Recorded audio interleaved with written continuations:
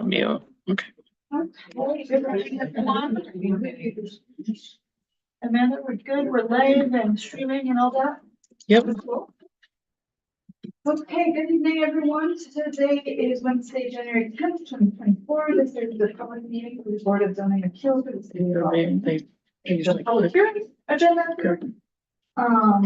We have one item on the agenda for today, project number 00484. Application for multiple area variances. The property address is 1944 Central Avenue. I don't know. I could print it out. Chick-fil-A. I can't put it up there too.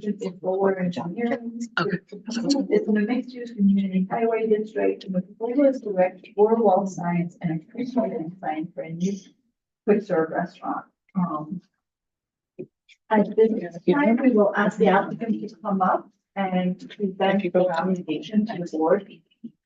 It's on the email I saved from the folder. If you go to 944, the BZA, there's going to be 3 public comments. There's going to be high block We're first going to so listen to the presentation from the applicant. Brian, if we could just print like 8 copies each. And then we will have a public comment period. We usually give 3 minutes to every member of the public, plus 6 minutes for common council members. We ask that public comments be addressed to the board. We try and avoid back and forth between the comments and applicants, etc. I know the ground rules I'm thinking of, and the applicant gets the rebuttal afterwards to public comment if they wish. And yeah, and we appreciate everyone being here tonight. And let's get started. Great. Good evening, chair, members on the board. My name is Tim Freitag with Bowler Engineering, here on behalf of the applicant Chick-fil-A Incorporated. Along with me tonight is Dominique Albano with Whiteman, Osterman and Hanna, acting as land use counsel for the applicant. And Clint Madsen is with us as well in the audience, who flew here from Atlanta, Georgia to show his support from Chick-fil-A Incorporated as well. We're here to discuss signage area variances for a new redevelopment project at 944 Central Avenue. It's at the intersection of Colvin Ave and Central Ave here in the city of Albany limits. And it's on the commercial corridor of Central Avenue with similar businesses and operations as you drive down to the Central Avenue corridor. With our application, we submitted a site plan. That site plan is currently before the planning board to review site circulation, layout. It's a 5,000 square foot quick serve restaurant with drive-through. The operations are Monday through Saturday, 6:30 to 10 p.m. at night, closed on Sundays. The site's very unique as it is at the Colvin and Central Ave intersection with a traffic signal right there at the 2 roadway intersections. That makes access to our site challenging. So what we have to do is we have to have shared access with our neighbors to maximize the distance from the signal to curb cuts and driveways into our property. This is just, yep, perfect, thank you. This is our plan that was submitted. Excuse me, would you mind just turning on the microphone and just speaking into? Yeah, thank you. Just so that for live streaming and Zoom. Sure. Thank you. So this is the site plan, colored version of the site plan that was submitted in our full site plan documents. And as I was mentioning, the Colvin Ave and Central Avenue intersection signalized, so you can see our driveways to the north is shared with the Armory Jeep dealership next to us to maximize the distance from that driveway to the signal on Central Avenue. And then Colvin Avenue, you can see on the west side, our driveway is far away from the signal as we could get it. And there's continuation to cross connectivity to the neighboring property to the west as well. The building's pulled up towards Central Avenue. We've got the drive-through around the perimeter of the building. This is a key design feature that separates the drive-through traffic from the parking and dine-in traffic. So anybody who wants to park and go into the restaurant to order their meal or sit down, they can park, walk into the store, get their meal, walk out back to the car without ever having to cross the drive-through traffic. So it really is a pedestrian safety design to isolate the drive-through on the perimeter. It also elongates the stack to make sure we don't have any traffic circulation or congestion concerns. The way Chick-fil-A operates is there's going to be a selected operator to run this store. Usually an operator has one, there's a handful of operators that have 2 stores. They'll live locally, they'll be a part of the community. They'll hire approximately 125 team members to help staff the store for the next 30+ years. So they're really looking for a long-term commitment here. As I mentioned, the site plan and the review is still pending before the planning board, but we're here to talk about signage. So I'll turn it over to Dominique to introduce the sign variances, go through those standards, and then we'll turn it back over to the board for questions. Hey everyone, my name is Dominique Delgado. My name is Hannah. I'm just going to be discussing the several sign variances we are requesting. So I'm just going to give an overall summary of the sign requesting. And Pardon me. I just have some people who can't hear you in the audience. Yep, you're good. Sorry. So to start, there are four of the sign variances we are requesting are for the size of the proposed wall sign. The next variance we're requesting is for the number of wall signs we're requiring for the site, and then the last variance we are requesting is for increased height of the freestanding sign on site. So as you already know, USDO and the New York City law require, lay out the balancing criteria for the requested sign variances for the ones that are presented in front of you on the board. Sorry, trying to go with the presentation. So you can go to the next one. So we believe that the balancing of these test factors and granting the requested variances, since they are requested in order for Chick-fil-A to achieve the project's objectives of safely attracting customers to the restaurant, while also providing the minimum impact on the neighborhood and the community. So this is the first variance that we are requesting. It's 169 to 173. Sorry, it's 171. So we're requesting a sign variance for 3 of these wall signs. You can go to the next one. This is where it's going to be provided on the building for the entrance to the building. This is the other. Sorry, this is the. Oh no. We added these slides because it gives context to the board of where these wall signs are located. So we just wanted to give background. Yeah, no problem. Yep. So this one is along. This one's on Albany Avenue. This one is on Central Avenue. And then this is going to be facing, drivers will be able to see this. You go back to the first one. The first one was Central too, or Golden? There was 3, right? This one's Central. The front of the building faces the parking lot. So that's number 3. Number 2, we said Golden, number 1 before. Yep. This is Central. No, No. this is the back side facing the parking lot. The entrance. Thank you. And then this is the wall sign. So when you're traveling southeast down Central Avenue, you'll be able to see that on the side of the building. And this is kind of the layout of what we were saying where the wall signs are. So as I was saying, the Chick-fil-A logo, see where it says WS, that's what you're seeing coming down Central Avenue. Then you have A3, that's what you see along Central Avenue.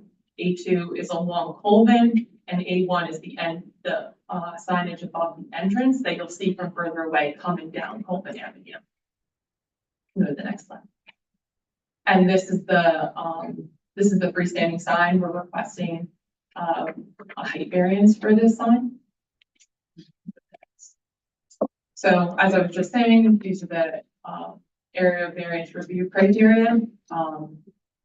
This is a balancing standard, and you're required, as you already know, like you're required to balance the factors. So the first criteria is whether the signage is consistent with the community character. So the signage is consistent with the community character in the MUCH district. It's located in a heavily commercial area with a lot of signage that is equivalent to what we are requesting or bigger or higher than the signage we are requesting. Can you go to the next slide? So the next criteria is whether other alternatives were considered that don't require a variance. So the variances we are requesting are the only feasible alternative for Chick-fil-A to attract customers to the site, while also allowing safe traffic access to the project site from Central Avenue and Colvin Avenue. So the proposed signs are the smallest necessary to provide our visibility goal, and they are required due to the locations of the access drives coming before the restaurant on both Colvin Avenue and Central Avenue. Our goal is for people to be able to see the signage and see where the restaurant is before they get to the building. Because the access drives are before they get to the building on both Colvin and Central Avenue. You can go to the third factor. Whether the variances are substantial. We don't think the variances are substantial because they will not have an impact on the community. As mentioned before, this is a heavily commercial area. The signs are consistent with the surrounding neighborhood, and they won't cause any negative impacts to the surrounding neighborhood and businesses. Go to the next one. The next criteria is whether there will be an environmental impact. No, like I said, the signage is consistent with the surrounding commercial corridor, and it'll be consistent with other signage in the area. And lastly, the fifth criteria is whether this is a self-created difficulty. We would say that the requested variances are not self-created because the signage we are requesting is due to physical site constraints. Specifically, as I mentioned earlier, the access drives need to be further away from the intersection, and they're also before the entrance, before the building. So customers need to be able to see the signage from further away than just see the building. Also, the size and density of the height of the existing signage in the area creates a need for these proposed variances in order to obtain adequate visibility of this signage in comparison to the other signs in the neighborhood. So that being said, when you balance all of the factors, we believe that the benefits of granting the signage variances outweighs the potential impacts to the community. So I don't have anything to say. No, that was great. Turn it back over to the board for any initial questions or comments. Thank you. Any questions? Hello, good evening. Amanda, question. Yep, you're good. So with respect to the sign, I understand, or all the signs, really, I understand that this is part of the corporate branding package. I'm just wondering, I know Chick-fil-A has locations and expanding throughout the country. Have you all made any changes to corporate branding signs for any other jurisdictions? So absolutely, each site is assessed on its individual basis of merit for the need. This is a unique situation where we are on a corner lot and need some additional signage with traffic coming two different directions. The unique situation here also is the entrance to the building is facing the parking lot behind the building, so the orientation isn't out front of our street. That's related to where the driveways are on the site. So this is different than corporate branding. The sizes are actually reduced in size on the building already. And I don't know the square footage, but we're in the middle of small to large. You'll see on the drive-through window side, we're at approximately 32 square feet, where the other sides we're at 58 square feet. So 32 is a smaller scale, and as you have seen up in the hundreds from where we are at the 58. So that change was made. We've also reduced the number of signs on each wall. So you can see how we have the script Chick-fil-A text and solely the script Chick-fil-A text on three sides and the icon on the fourth side. Preferably, they want the icon and the script text on all sides to trademark the icon, their logo, and describe what the logo is with the Chick-fil-A script. So we've already reduced one of the two on each side to just propose one wall sign on each side at the minimal size necessary, as Dominique mentioned, to make sure you can see it far enough away. We turn into a turning lane that's appropriate to entrance. And then I just want to be clear, I think I understand, but so the way that the plan is, the actual entrance will not be the door on the side of the facing center. It'll be almost that parking lot that makes out what corner. That's what. And then really, you mentioned traffic. Was there a specific traffic study that you all conducted, for this area and for this location? Yeah, absolutely. So traffic, from a planning board site plan review perspective has been a critical component of their review thus far. There was an initial traffic study that this project and some other projects that is happening along Albany Ave and Central Ave corridor. So there was a comprehensive traffic study that we assessed. And a secret neg was issued on that cumulative impact assessment. And then as we further refine and review the Chick-fil-A component of that, we've been working with the city staff. We've had multiple workshops just as recently as this week with the city traffic engineer to review the traffic circulation for this project. The city has actually also hired third-party traffic engineers for the review. The city engineer and the site plan.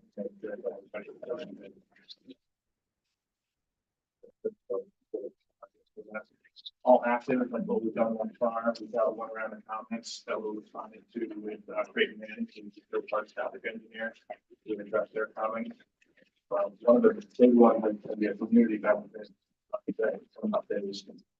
They're expecting an increase in pedestrian traffic just from the shops there to our site, to the community, and further down the Central corridor. So it sounds like we're heading towards pedestrian crossing improvements being made at the Albany Ave and Central Ave intersection by the applicant to further benefits of community crossing those roadways. That's helpful information. Considering the traffic study is, and you mentioned third parties, so there's still going to be additional results of that. Do you anticipate any possibility that that traffic study will change any of the conditions or the needs of these signs? No, the traffic study comments are related to the pedestrian focus. That's probably the biggest one that we're still looking through. And then grand opening. So there's some concerns with the grand opening period, having a higher traffic demand than stabilized traffic as it's into the area. Everybody's excited to go visit the store. So what your traffic department's looking at is a grand opening plan that we're committing to and preparing to make sure that we can account for that potential surcharge at the beginning first 2 to 4 weeks of open. But nothing related to site circulation or building orientation or changing the site plan. And then this question is less zoning. And another Chick-fil-A is prolific to not being open on Sundays. And I think I understood when you said the hours of operation. That will continue. That's correct. I'm only just switching that up. I'm done with question. You want to answer that one? I have a question regarding the traffic study plan that you mentioned. Great. Have there been any changes or updates to the traffic study given the recent increase in pedestrian accidents that have been happening in the Albany, particularly in the Central Avenue area? So the traffic study assesses level service, historical accidents, pedestrian activity, and all of that was determined to be a not significant impact with the declaration of the planning board for secret neg deck. So all of those concerns were addressed thus far. But we are taking it beyond that with my comments about the other upgrades. So even though the traffic study didn't warrant those pedestrian upgrades that's been asked of us, Chick-fil-A is still going to improve that in addition, even though the traffic study didn't warrant that. So we're still working through some minor details to further make sure that we're dotting the right and crossing our T's to make sure it's a safe, walkable area in addition to the vehicle. That's I definitely appreciate that because obviously it's a very critical issue with pedestrians have been killed and injured, and there's a lot of focus on that, so that's definitely appreciated. Absolutely. Thank you. Can you just expand on that a little bit? It sounds like maybe they're not finalized, but I'm not clear on the improvements that the applicant is proposing or thinking of or planning for improvement to the street and access. Sure. So what's been asked? Do this sign somehow interact or interplay at all with that? Sure. First is the concern of pedestrians walking across the sidewalk along Central Avenue or Colvin Avenue and just trying to cut across the drive-through to get to the store. So we are going to be installing a hedgerow, as you can see on this planting render. But in addition to the hedgerow, we're going to install like a decorative black ornamental fence around the perimeter of the drive-through and funnel all the pedestrian traffic to two striped crosswalks across the drive-through. One's going to be along Colvin Avenue, where you can kind of see a sidewalk depression by the menu board and canopy towards the corner. So there'll be a gap there in the fence to funnel pedestrian traffic to a striped crosswalk there. And then on the north side, there's a sidewalk that's going to be extended along the side of the drive-through to where the drive-through exit is, with a striped crosswalk at the drive-through exit. These are two strategically placed points of the drive-through where vehicles have to stop. They have to stop at place of order at the menu board, or they have to stop at the stop sign at the drive-through exit. So there'll be pedestrian crossing signs there. Separately, offsite improvements are going to be, this render actually shows it pretty well, that there's faded crosswalks and striping along Colvin Avenue and Central Avenue, the four quadrants of that signalized intersection. So we need to make sure that all four coordinates are ADA accessible with appropriate ramps and sidewalks, and making sure the sidewalks are in good condition and not leaving and or replace as needed. And then there are some older pedestrian signal heads there. The push buttons that you push and you move for the crosswalk, replacing and upgrading that equipment to the current standard. So those have been identified thus far as being requested to be replaced. What about lighting? Has there been any discussion of that? Better lighting the area? Yeah, so we'll have on-site site lighting for our parking lot drive-through building. What's been requested of us is to not have any spillage of site lighting into the public right-of-way. So we would not be adding any additional lighting along Central Avenue or Colvin Avenue for the city traffic department's request.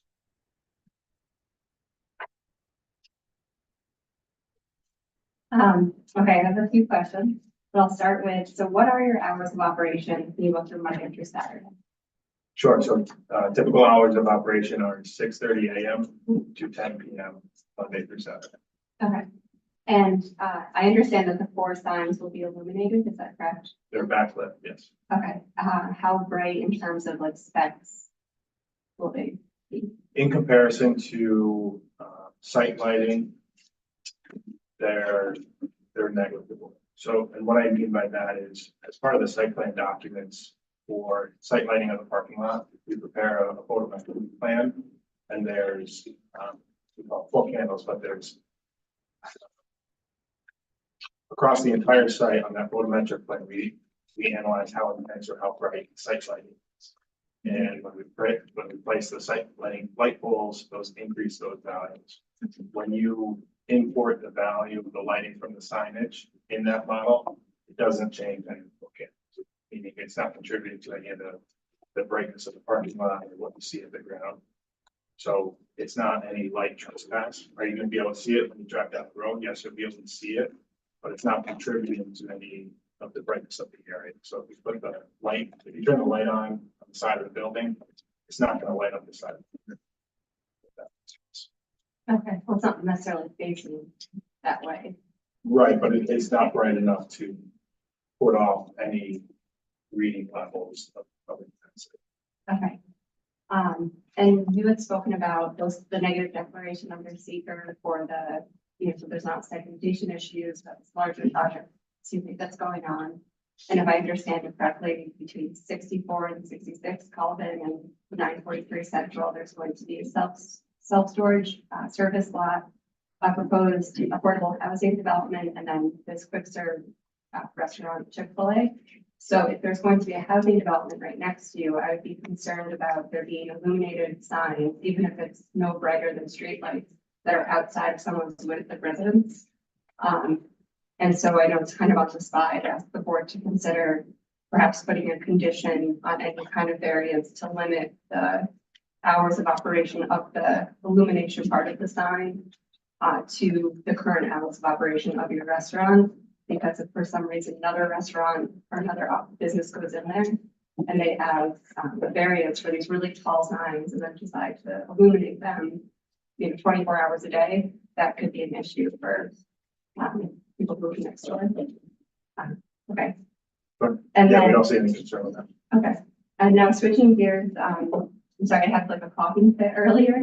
And I noticed in your application materials, it was referenced a few times that the size of the signs were needed so that patrons of Price Chopper and Dollar General could see Chick-fil-A. And I'm just wondering, like, why is it important for people at Price Chopper and Dollar General to see Chick-fil-A signs? So I could just speak to that. It's more the direction of the sign is facing those other businesses, and we're trying to capture potential customers' attention. So it's not specifically those two shops. Those are just big shops that, hey, some people might use those businesses and then want to get food. It just that's kind of like the flow and how we would like to attract other customers to the site. So just how other people, if they're parked, like we're driving down Central or Pullman Avenue, they can see the business from further away. Just like if people are parked across the street, they can see the business from across the street. So more to just attract customers from different different parts of the city. So if someone wanted, well, I guess it'll just be an example of if someone wanted to get food or wanted to see the location of where the store is, they could see it from. Good for right now. Could you comment on the necessity of the A1 sign? It's, that's a wholly pedestrian area in which people have already encountered signage from either entrance. Sure. Yeah. There are two components to the A1 sign. One is that's the main entrance to the door, or to the main entrance to the restaurant. So that's the majority of people parking need to know where the building they're walking towards. That's the main entrance there. Also, off-site, it's important as you travel eastbound on Colvin Avenue. The freestanding sign is orientated in a way that it's attracting folks from Central Avenue. So as you're traveling down Colvin Avenue, you're going to see the side of that freestanding sign, not anything related to advertisement or branding. So as you're traveling down Colvin Avenue, the only sign you're going to see is that A1 sign. And our entrance on Colvin Avenue is way to the left of this page. So you need to see the building, see that sign, and know to turn in ahead of time along Colvin Avenue before you get to the building itself. Show back to the site plan real quick, the colored one. Have you done any visual analysis to identify whether or not the proposed landscaping actually obscures the A1 signage? If you ask anybody in the retail or quick serve business, trees are not their favorite in front of buildings for that reason. There certainly will be times that at certain angles, the visibility of that sign is blocked. There's a pretty extensive tree ordinance along with tree staging along Colvin Avenue requirements that have to be met. So that is being met with this plan with those trees, but certainly at times it will be blocked.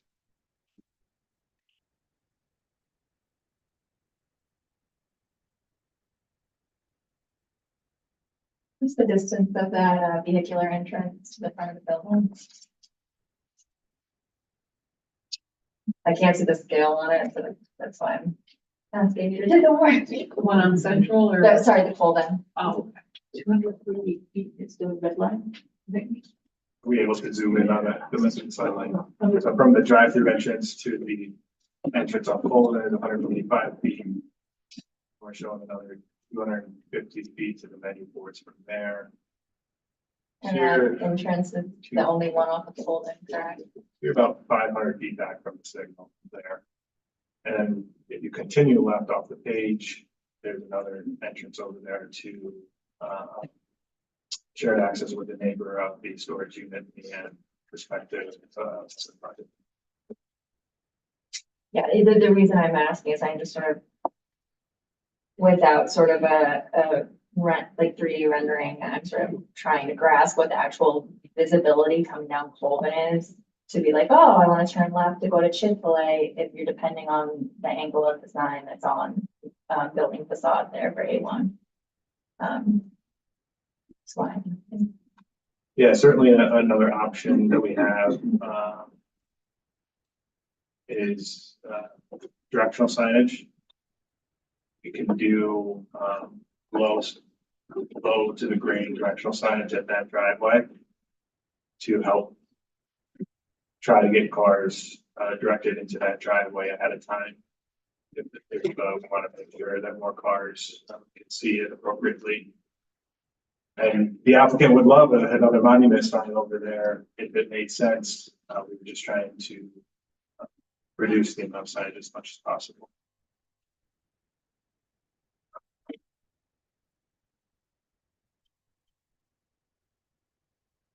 That's appreciated. So I just wanted to clarify, just for everyone's understanding, the drive-through pattern, because of, some of the signs, although some might not be enough for directional purposes, but one of the purpose of the sign is directional, right? Mm-hmm. So I understand that the drive-through is mostly coming off Colvin and then down that, right, following that red line, then you go through the back of the building, and turn around and exit, probably likely through Central Avenue. Right. But you could come in through Central Avenue and then you have to go all the way up, turn at the top there, and then re-enter that same red line area. Okay, I just.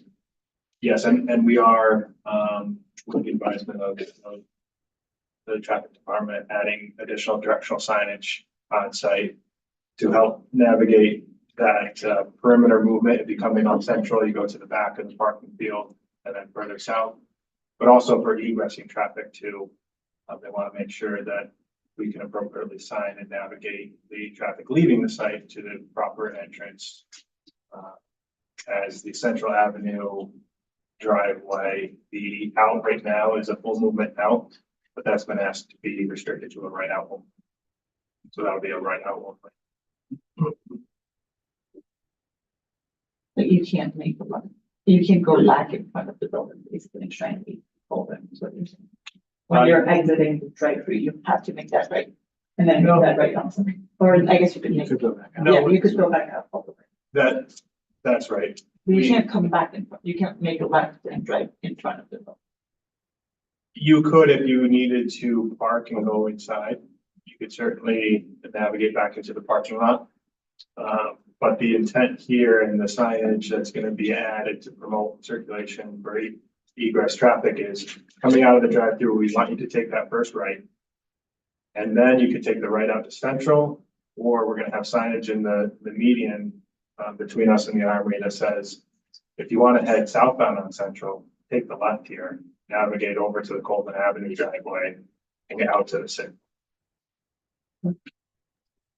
And that signage is on the floor, on the ground, I mean, on the road, or is it additional signage that needs to be part of this variance? It'll be traffic signage, so it won't be circulation.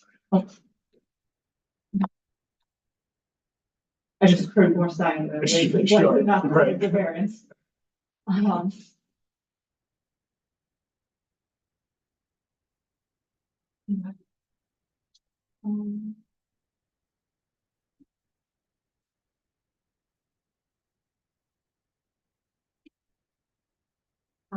So I know that, my fellow board member asked about the other jurisdictions that you're in, but the one locally is in North Greenbush. And how many signs are at that location and what is the square footage? That is a similar situation where it's the back of the building is facing Route 4 and the front is facing the parking lot that's behind the building. And I'm pretty sure there's 4 signs on all 4 sides of that building, in addition to a freestanding sign. I would have to double check on that, but there's definitely one over the main door, facing the parking lot. But we could verify and provide a response there, but I'm pretty sure it's all 4 sides. And are they similar sizes, smaller, larger? I'd have to check, but I would imagine similar size.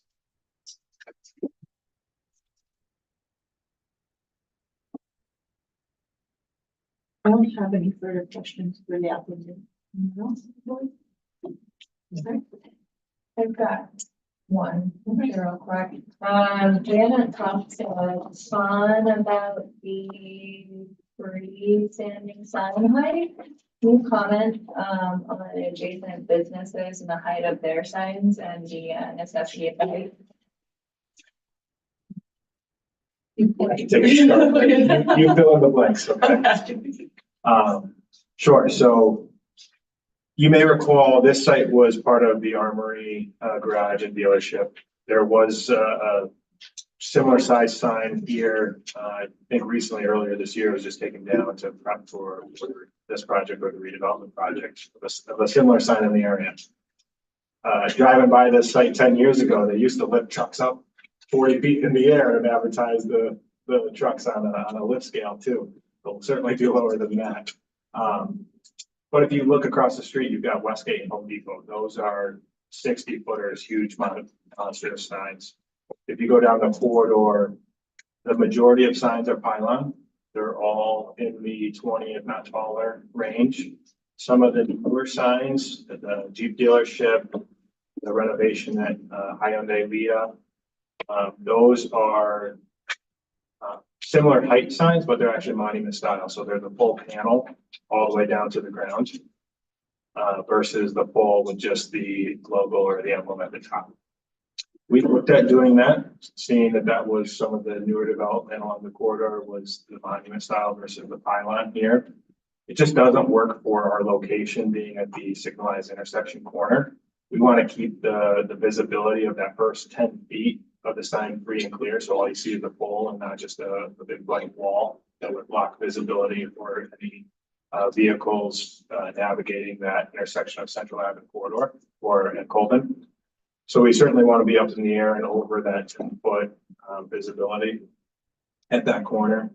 And then we also need to be high enough that you can see it above the cars and the traffic that's in front of you.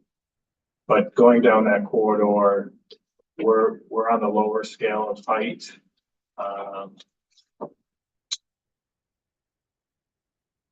And size as you compare it to some of the larger ones of the pylons going down the street. I don't know if you have.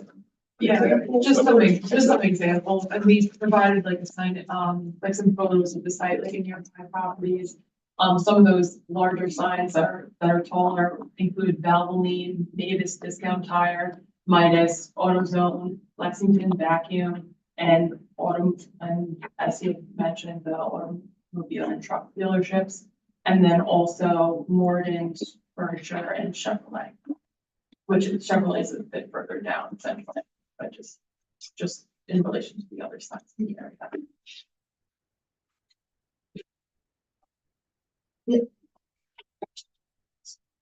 Gonna hold this for staff comments, but since we're talking about it, apologize to staff because we omitted the fact that it's a single pole, and under the code that the only freestanding signs allowed are posting panels would have to have 2 poles essentially, or two posts, or a monument style.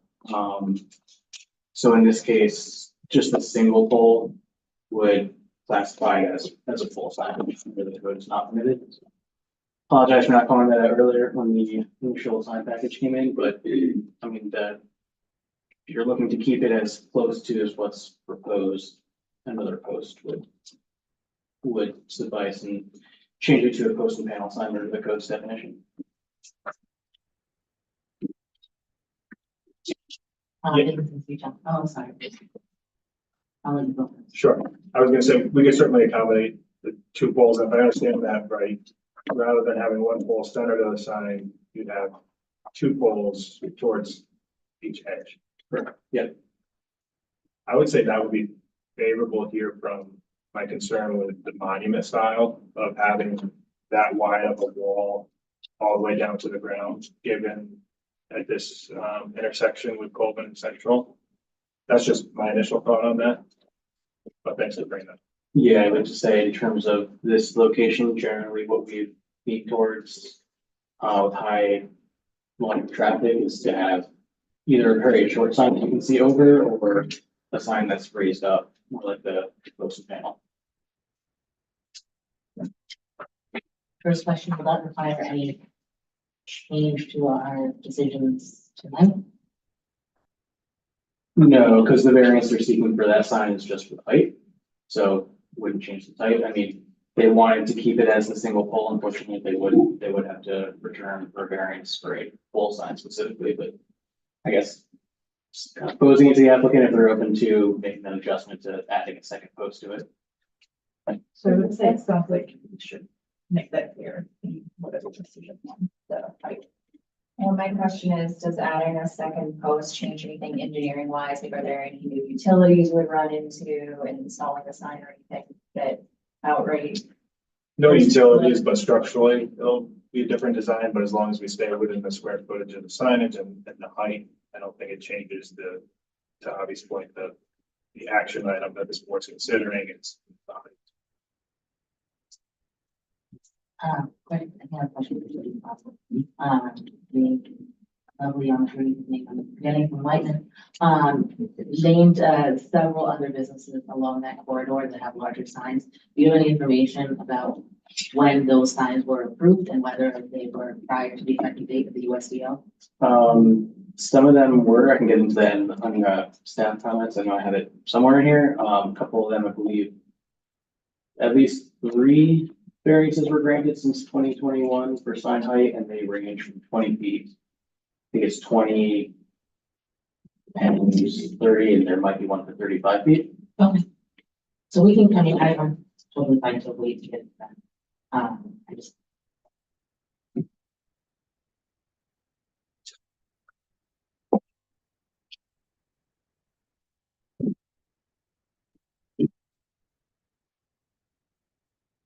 Gabby, any other question? Okay,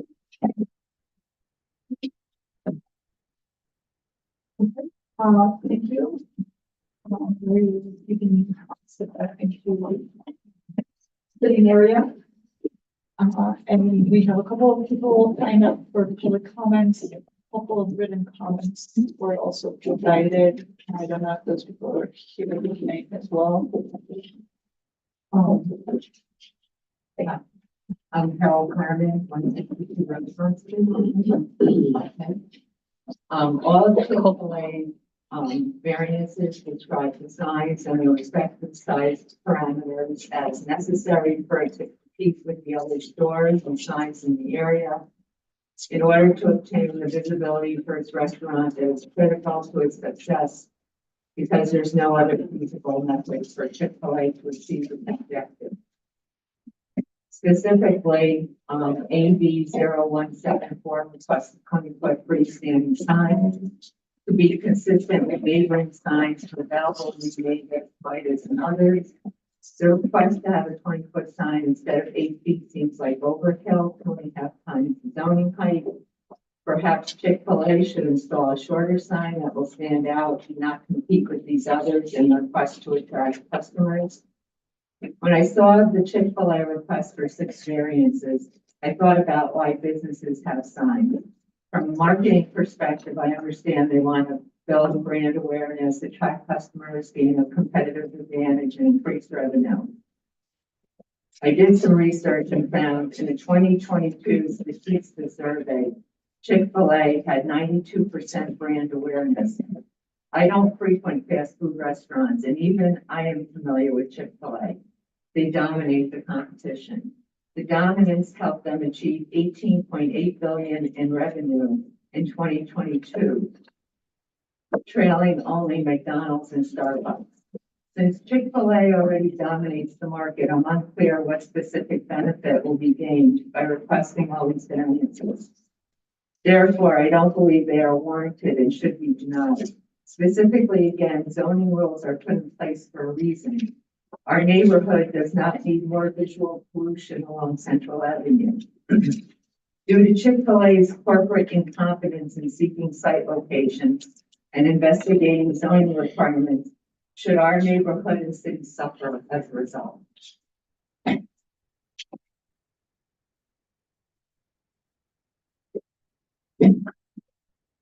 I would add, I also submitted a letter, and due to the fact that we're limited to 3 minutes, and don't count this as my 3 minutes. My request is that my letter would be read first, and that stands on its own time frame, however long it takes.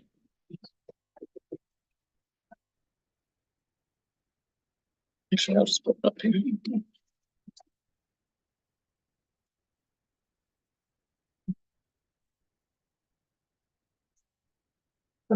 Thank you. I'm gonna pull it up now. Yep. I guess you could read it, or I think we're gonna have Amanda read it, just to. Amanda can read it. Okay. And she has a microphone. Yes, she does. Just and make sure, it ensures everyone that's in the room, is aware of what the public. If you want me to read it, I'd be happy to read it, but don't count it against my 3 minutes. Yeah, no, Because there's been 40 minutes of testimony.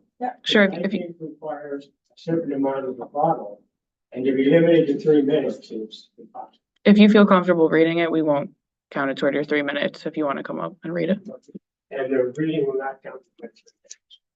Correct. The reading will not count as the 3 minutes.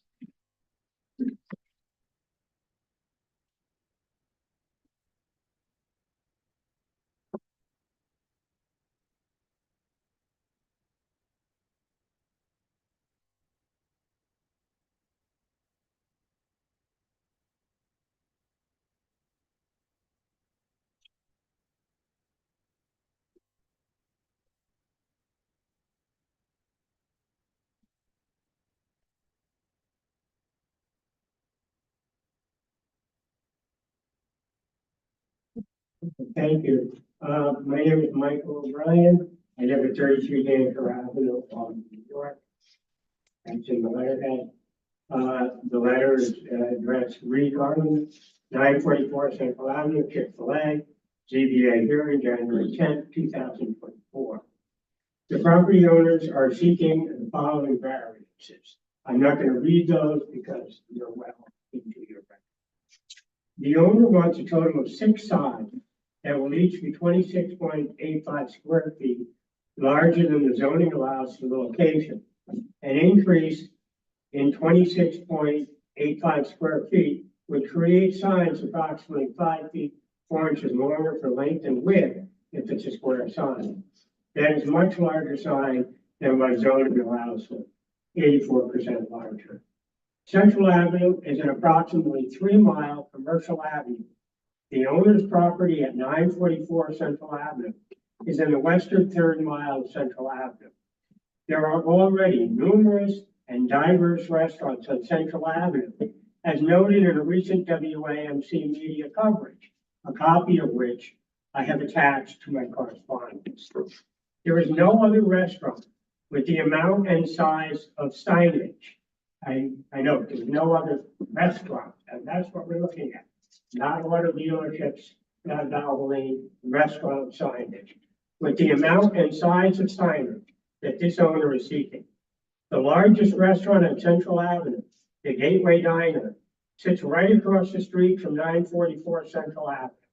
It has operated successfully for over 5 decades, with only one conforming sign on the front of the building. When the council passed the USDO several years ago, The issue of the size of commercial signs on Central Avenue was thoroughly considered and reasonable limitations on signage were enacted. The 944 Central Avenue owner asserts that for his Chick-fil-A restaurant to be successful, it needs much more larger signage than either any other Central Avenue restaurant has or that the USDA allows. That assertion is baseless and does not meet any of the USDO listed reasons for granting variances. Their assertion that this would either enhance the environment or enrich the restaurant culture of Central Avenue is ludicrous. One of the variance questions is whether the benefits sought by Chick-fil-A property owners can be achieved by some method other than a variance. The applicant's answer is that they cannot meet their objective of effectively and safely attracting traveling public on Central and Common Avenue to its restaurant in this highly developed commercial corridor because no other feasible method exists for adequately achieving this objective in the absence of granting the requested variance by the ZBA. It must be noted that the USDO signage restriction has been in existence years before the owner chose to purchase 944 Central Avenue for a Chick-fil-A. Why didn't they investigate the zoning requirements before they chose this site? The argument falls under the zoning board's fifth distinct question for evaluating applications, whether the alleged difficulty was self-created. This difficulty was self-created. I urge that the 944 Central Avenue Chick-fil-A request for variances be denied. And I have attached to the article, to the letter, the transcript of the WAMC article about the diversity of restaurants already in existence on Central Avenue, something which I would guess neither the engineering firm nor the law firm that presented to you has any idea or did any research into. And to then make the assertion that this is somehow going to be a culinary enhancement from Central Avenue, to me, is beyond reason. Now, shall I go in my own time? Do you have any questions based on my letter? No, that's, thank you. Let's go into your own time. Okay. I brought today's Times Union, and I brought copies of it, which I'll give to you, has an article about Chick-fil-A plans. I'm sorry. I know Neil knows, but I have to get your name on the record. Oh, it's Michael O'Brien. I live at 33 Danker Avenue, Albany, New York.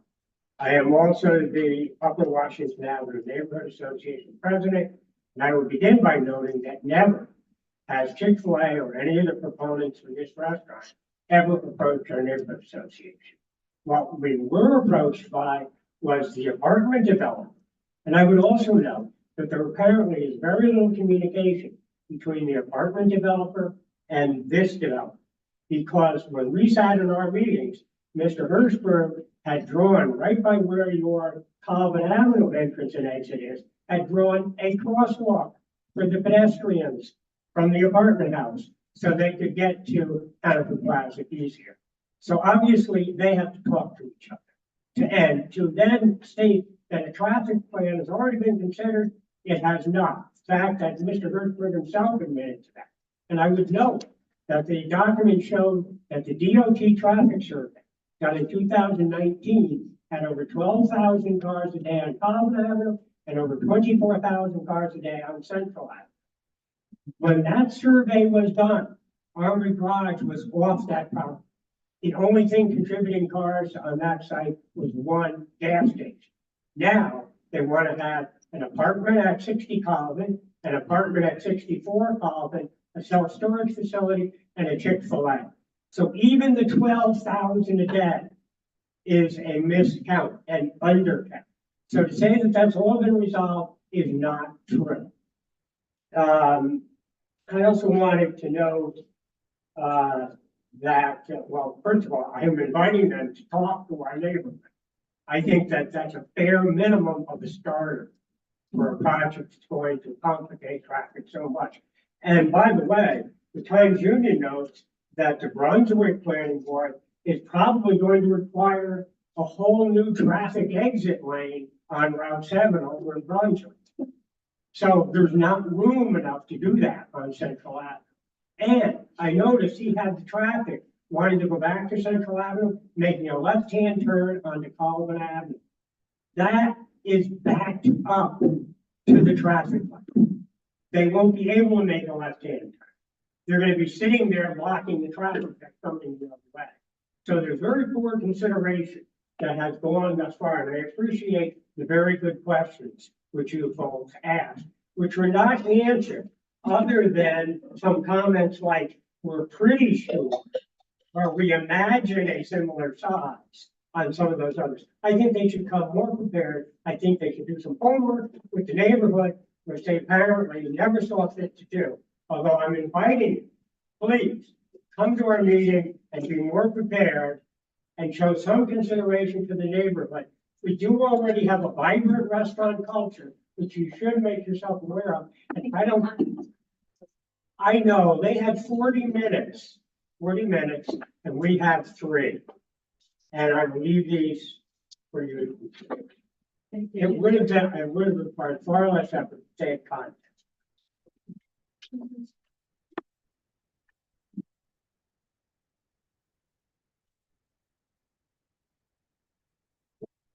Good evening. My name is Michael Kelly and I live at 18 Banker Avenue, only a few blocks from the proposed Chick-fil-A location. I've lived most of my life in Albany and in the neighborhood east of the Colvin Avenue. I'm here tonight to voice my opposition to each and every one of the requested variances being heard tonight. In the area variance application, it states, quote, the BCA is required to grant only the minimum variance that it deems necessary and adequate to address the hardship while preserving and protecting the character of the neighborhood and health, safety, and welfare of the community. It needs to be said that the applicant has not shown any hardship whatsoever. They repeatedly cite benefit to Chick-fil-A. We've all heard about the multitude of pedestrians hit by cars, many killed, including children, crossing Central Avenue. In 2016, the New York State Department of Transportation conducted the Central Avenue Pedestrian Safety Study. The Colvin Avenue Central Avenue intersection was identified as a hotspot for pedestrian accidents. The cause of those accidents was attributed to both driver and pedestrian behavior problems, including being distracted. Within Albany's Unified Sustainable Development Ordinance, USDO adopted in 2021, Section 375-409-1AB on signage states, quote, these regulations are intended to reduce sign or advertising distractions and obstructions that may contribute to traffic accidents. With these points in mind, I will address the 5 questions that this board is charged with evaluating the applications against. Whether an undesirable change will be produced, more signage and more lit signage will serve to confuse and distract both drivers and pedestrians. The pre-existence of other nearby businesses' signage is the very reason the code was changed. Signs were getting too big and too numerous, and this gets to the core of the nature of the neighborhood. The code was changed to protect this problem from getting worse.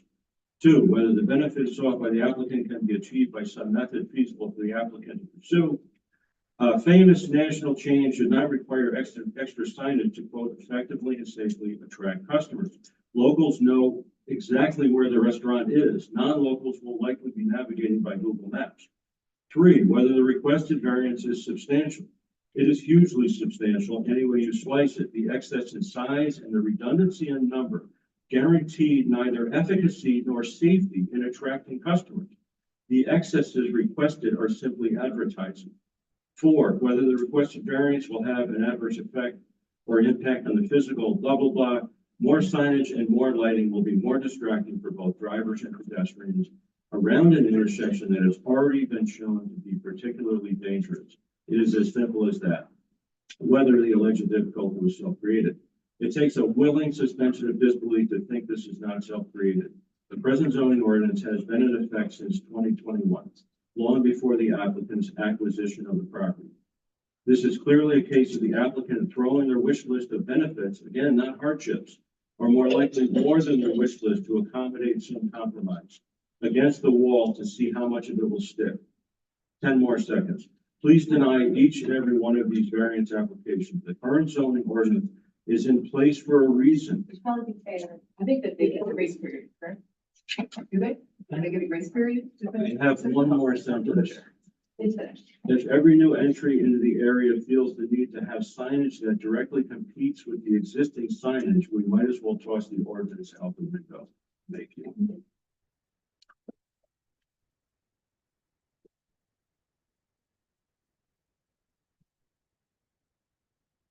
Good evening. My name is Karen Knipp. Yes. I live at 7 Croswell Street, which is about 50 blocks from the proposed development of Chick-fil-A. So I'm here tonight to request that the application for the sign size variances be denied. I'm not going to discuss square footages.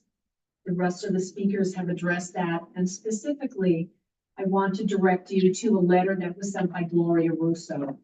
It is very well researched and documented. Please look at that. There are a lot of drop downs you can go into to look at research that's been done on Chick-fil-A. Please read it before you make your decisions. I'm actually kind of in disbelief that we are here tonight because Chick-fil-A doesn't even have building approval. So why are we talking about their sign approval? I'm just confused. Does the cart come before the horse? People need to know that, but we are here, so let's get into it. Chick-fil-A is a national fast food chain with a large developmental base. As a large chain, they must have a development team, including planners, engineers, and attorneys that research how to establish a new store. They must have known Albany, like all other cities, have zoning codes. Knowing our codes and their designs don't coincide, they should have improved their signage to comply with our code. They want to be here, right? Comply with us. So I thought zoning and our USDO code was to keep the appearance and the functionality of the city intact. This is not keeping it intact. So the request states that they need to compete with other fast food stores. If they were worried about competition, why did they select 944 Central Avenue as a site to build if they're really that concerned? So I think that this was a self-created problem. They want to expand and enlarge so they can compete with other businesses. This is self-created. They didn't have to be here. So I just want to relay a story that my stepfather told me many times about a young man that kills both his parents, and then he stands before the judge for sentencing, asking for leniency because he's an orphan. These guys are the orphans. Thank you. Thank you.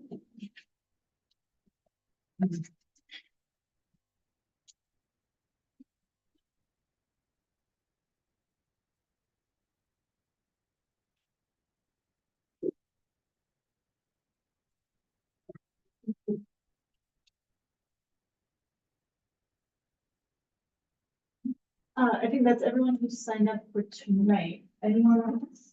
Any desire to add anything else from the public? From the public? Question, are you gonna read Gloria Russo's? Yes, those, I believe, Amanda.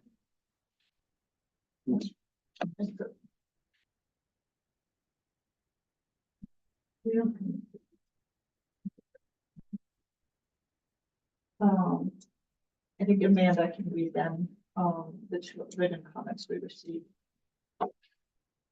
But just making sure that no one else can. Okay, thank you.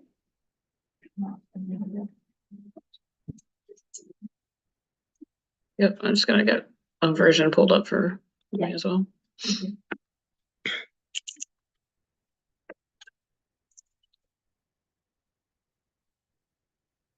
Great. Can everybody hear me?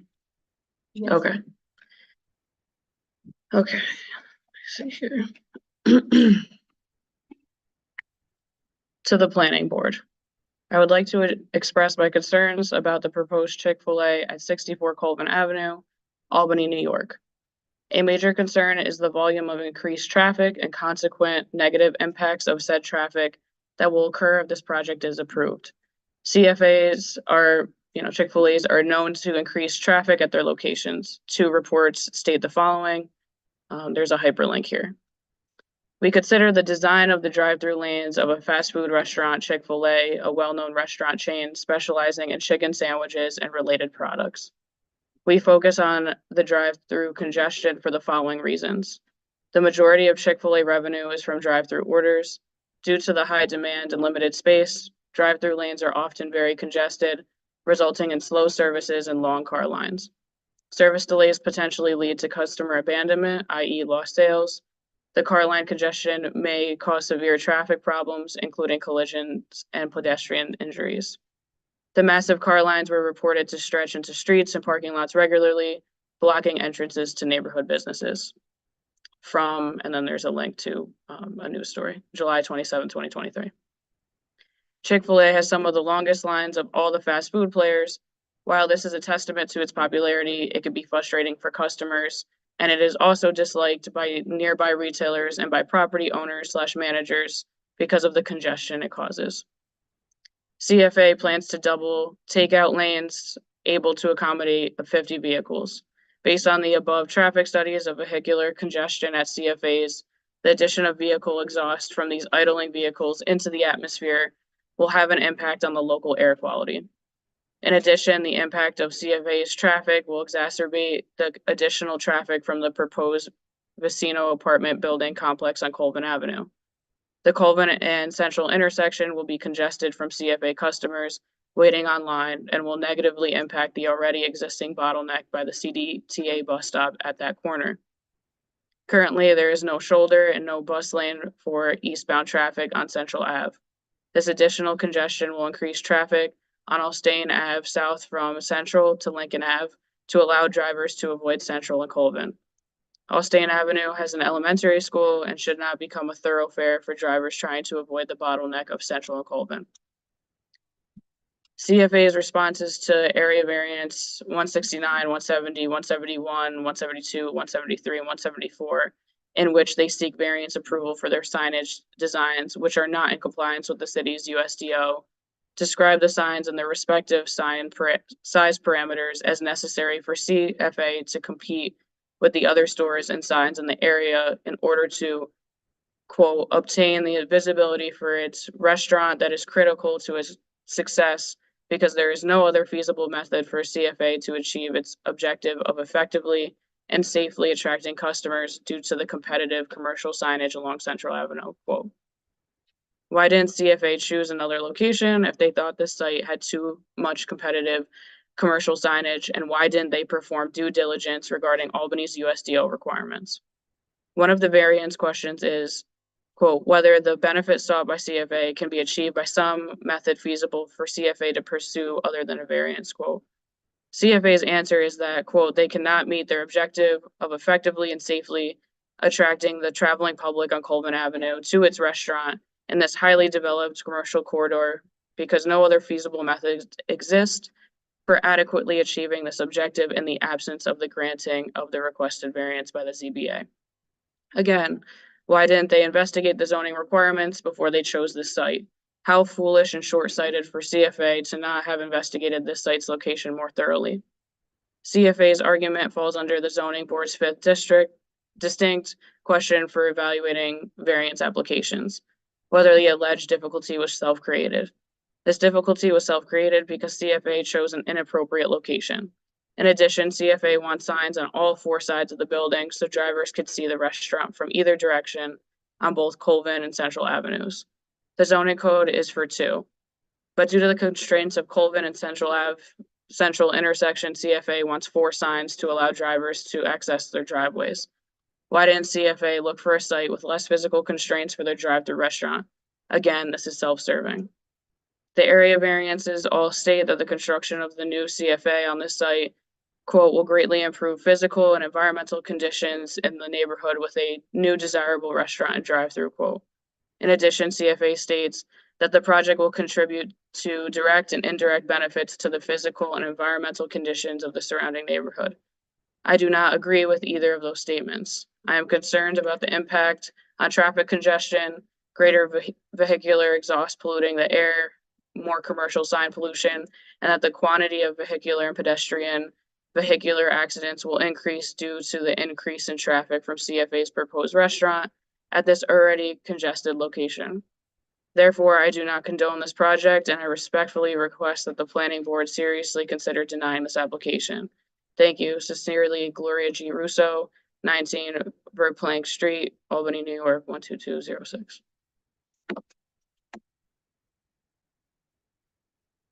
And I'll pull up the other one. Just give me 1 second.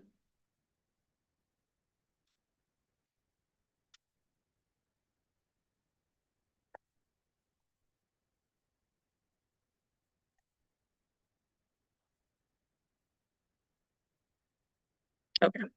Good evening. Thank you for the opportunity to comment on the variance request by Chick-fil-A. My main comment is that any signage by Chick-fil-A should be consistent with the other nearby fast food restaurants. I do not have exact heights of other signs, but the height of the freestanding sign proposed, 20 feet, seems that it would be much higher than McDonald's, Taco Bell, and Dunkin' Donuts. The applicant should have to demonstrate why 20 feet is required, and I would request that a shorter sign be considered. The number of signs also seems to be much greater than other nearby restaurants. I understand this may be because it is located at a busy intersection, but the applicant should have to demonstrate the need for the number of signs proposed. Although not signage for advertising, I would ask planning to focus on signage for pedestrian safety that may be incorporated at this site. Thank you. Hyde. Edward Hyde Clark, Common Council, Ward 12. Thank you, Amanda. At this time, the applicant has to come back. For a brief rebuttal.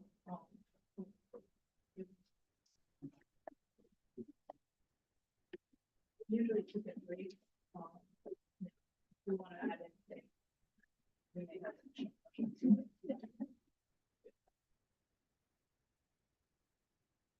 Cool, thank you. For the record, Tim with Boulder Engineering. Keep it brief. I was trying to take notes as we go, so I apologize if I'm saying substantial, but certainly, well, any additional questions afterwards. Just running through some of the major themes is so public comments going through each at a time. So the first speaker requested a shorter height to not compete with others. Is there's 92% awareness for branding already. So Chick-fil-A is still new to the Albany market. There's 2 open facilities plus the airport, now running through another coming to the city of Albany. So branding's getting there, awareness is getting there. It's just not quite there yet. But the purpose of all these signage is not for branding awareness. It's for how to get folks to and from our site. So every sign has a purpose, strategically placed on site for visibility of the traveling public. The majority of quick serve restaurants survive on bypass traffic. And what I mean by that is there's industry standards that have done studies that anticipate approximately 60% of customers are already on the road driving in the area and see the restaurant and want to stop in and grab a bite to eat. It's the convenience factor. These folks traveling down commercial corridors like this, shopping, when they're hungry, they want to stop in, they see Chick-fil-A and they want to pull them there. Without proper signage causes the confusion. They don't know how to get there and navigate to the site. So that's really the purpose of this signage package. So if you see it, great, they want to identify it. They want you to stop in and say, hey, I'll come to Chick-fil-A rather than the other sites for sure. But we want to make sure that everybody knows how to get there quickly and safely by the substantial turning movements that we need at this site. Speaker number 2 talked briefly about the size of the sign. Something we skipped over really quickly in the presentation, but we focused on it in the application is actually the calculation of the sign area. So it's a box method. The Chick-fil-A script. Thank you, Amanda. So on the screen there, the 1 box method is how we're calculating the signage area. So you put 1 box around the Chick-fil-A script. That's the 58.85 square feet for the size of the sign. Due to branding, the C is much larger than the rest of the script. So if you did the 2 box method underneath, that's 36 square feet. Even with 2 boxes, there's a lot of white behind that red when we're allowed I believe it's 32 square feet allowed. The two box method is actually 36 square feet. If you subtracted out all of the white space, the white space will actually be brick. If there's not a solid backer board on this, the size is even smaller. So the physical size of the signage itself is actually below the threshold of 32 square feet. We're just following the calculation parameters of the to get the 58.85 square foot. It's not below, I think it's 36.43 is above 32 square feet. For the two box method, I guess maybe I didn't present that correctly, but if you eliminated all the white space, like in between the two box method, so behind the lettering is actually, you can see through the lettering. So if you just take the red, not the two box, but just the red on the screen of the script, it would even be below that 36. Just as a comparison of how much signage there is, but I understand the two box is 36 over the 32 square foot. No, I don't agree with that point. Sure. And I think everyone, the applicants and the city are agreeing that what you are describing is not how the signage is calculated, and that's not the point you're making. So the way the signage is calculated and the requested variance is based on the box one method. But I understand your point that like. My point is just saying there's unused area for signage in that one box. Yes, the one box method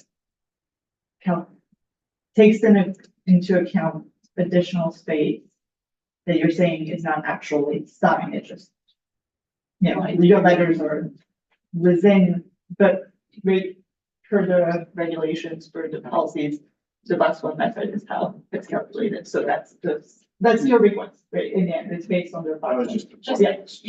That's all. We're not disagreeing with how it's presented or Yes. calculated. We're just giving. You might be about to say this, but so to clarify for everyone, so the USDO does not specify the method for calculating sign area. Something we're working on changing, but it does not calculate that. In fact, staff has throughout the years since the adoption of the USDO, there have been signs that have been reviewed as just looking at the area that's where the lettering is, if there's no backer, because that's what the sign is. It's placed on a brick wall. Oftentimes, it's typically just done based on how the applicant has submitted their permit. Sometimes it's not clear if there's a backer or not, and I believe in this case, it was submitted showing a 58.85 square foot sign.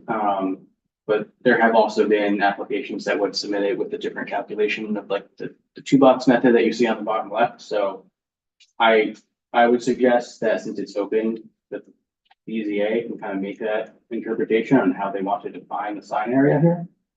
So to be clear, they could theoretically resubmit an application, arguing say area should be calculated using the two box method and change the calculation that would be considering because the USDA doesn't currently define how to construct the calculation. Correct.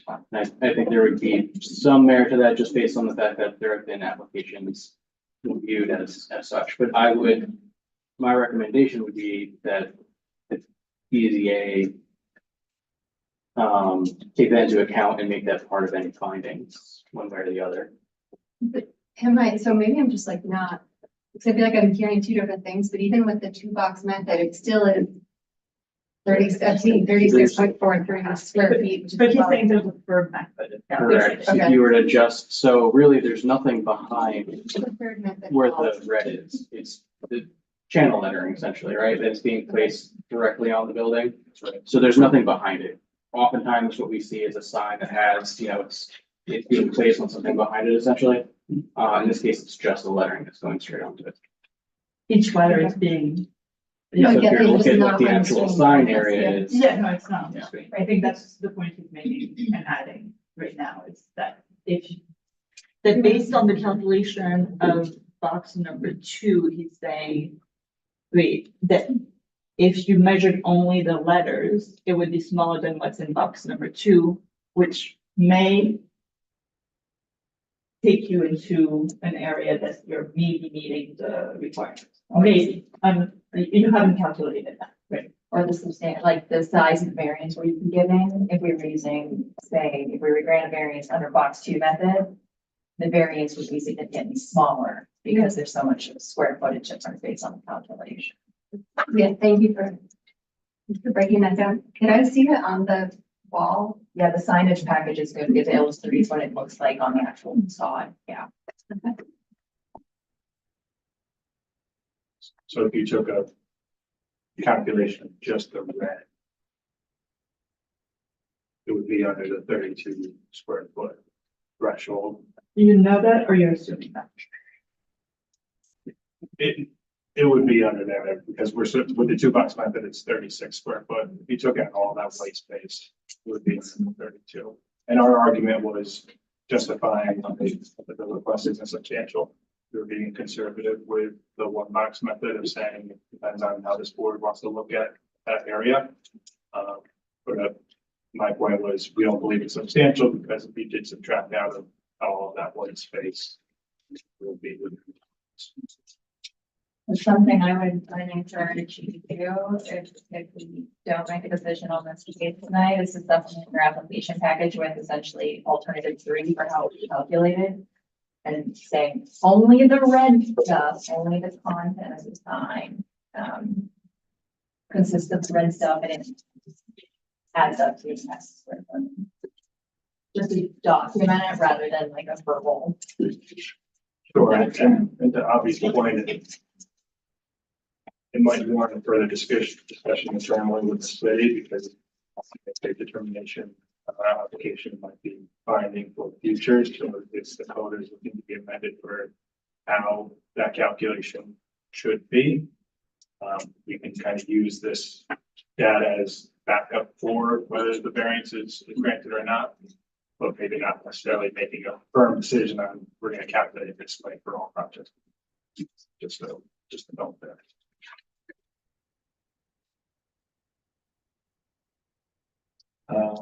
Reading through some of the other comment notes I wrote down, a lot of the reoccurring concerns related to is this our only feasible option? I'll go back to the safety of getting customers in and out of our sites.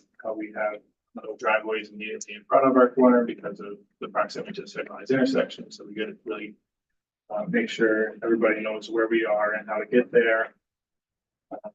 Coordination with the neighboring projects. So that was a planning board or a planning staff comment that we are working through right now. We recently this week received copies of those plans of the neighboring projects to make sure we're incorporating and coordinating our plans accordingly.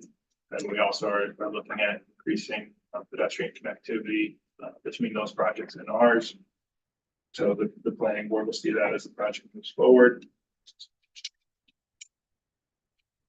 A lot of the traffic comments and concerns that were brought up are a focus point of planning staff, the traffic department, and the third-party traffic review. So those concerns are consistent with what we've heard from other folks, and we're looking into further addressing as part of site plan review. Again, minimum message theory for hardship, a lot of the wayfinding signage into the site. Talking more about the 60% destination use. So the majority of folks are already on the road, passing by, see our site, want to stop in. We have to tell them how to get there. Lighting is distracting.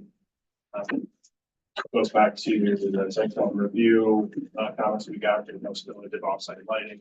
We want to make sure we're compliant to as that site lighting moves forward. We're amenable to the building signage being turned off during closed hours of operation. Would be fine with that request. We did look back and confirm that North Greenbush does have 4 building signs of same signage as this application as well.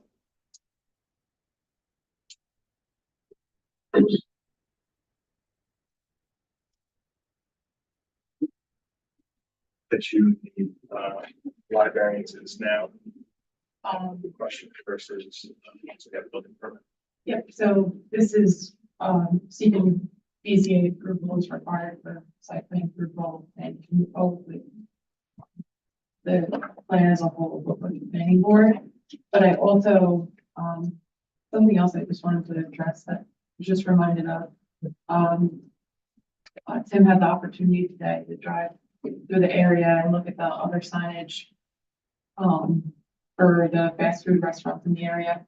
And as of right now, Taco Bell has 4 signs on 3 sides of their building, and McDonald's has multiple signs on 2 sides of their building. So just because the examples I had provided earlier related to the size of the sign and the amount of signs, it was just to show how large they are in comparison to ours, even though like there's fast food versus other commercial uses. My understanding is that they're still required, like commercial uses are still required to adhere to the signage provisions of the USDO, not just fast food, or quick service, which is the code. Just going back through some of the other comments that were discussed, just for the record, this is still before the planning board, just the public, the use itself is before the planning board, not the BZA, it's just for signage. The substantiality factor of the variance test is not so much in relation to the number or size of the signs, but its impact on the area. And there are New York court cases that upholds the fact that if there are no impacts to the area that can be substantial. Like we're saying, there's a lot of commercial properties with even bigger signs than this, like Tim I mentioned before, a history of these sites is these large automobile dealership signage or a vehicle propped 40 feet up in the air. And as Avi had said earlier, there are signs out there that are 35 feet in height. So it's a wide range of commercial uses. It's a commercial corridor trying to grab the attention of people in the area. The signage that we're proposing, and if we are proposing these wall signs, that local wall signs, if it's just the lettering, we're just going to go off of the size of the lettering. It's even more minimal than we've originally proposed. So trying to think of other things on the spot. If you heard any comments from the public that we didn't answer, we'd be happy to answer them. So when I mentioned the necessity for the sign height, you could just talk to that. Yeah, sure. So what do you want? The 20? Yeah, I can start and you fill in the gaps. Yeah. So the height is real critical, but the ordinance allows 8 foot maximum height. We're seeking the variance for 20. 8 foot at this location, at this intersection, no one will see. When you're stopped at a traffic light, you've got cars in front of you, buses in front of you that are 8 feet tall. You wouldn't be able to see the visibility of the sign. And that sign at that intersection is critical. Because if you're traveling northbound on Central Avenue, the only way to get into the site is going to be taking a left at the signal on the Colvin Avenue, look right into the site. So you have to be able to see our flag, see that sign, and know that you need to start turning across 2-lane highway into a left turn lane to go into the Colvin Avenue to get to our site.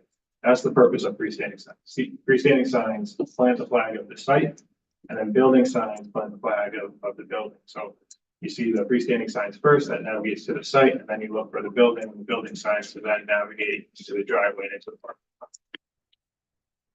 So the 20-foot height is maintaining that 8-foot clearance of the site visibility triangle that we want to maintain. And then starting our signage above that to get 20 feet in the air, which is consistent with what our neighbors have had to do in order to get that visibility above the traveling cars of Central Avenue. No, you hit all my points. I had a question about, there was some concern raised about the lack of speaking to the neighborhood association. Do you have any response to that?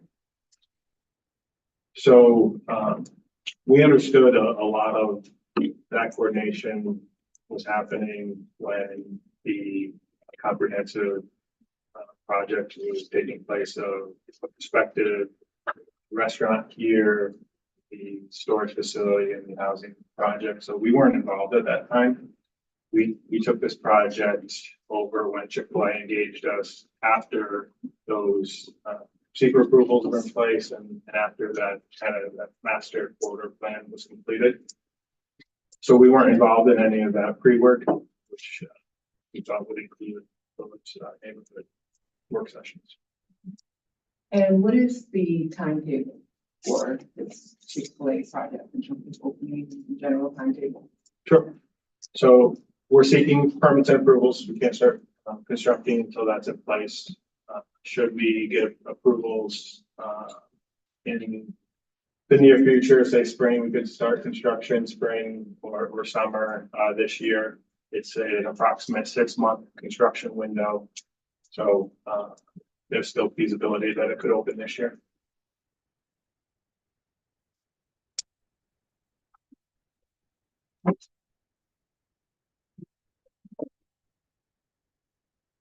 Someone raised an issue about distractions. Yeah.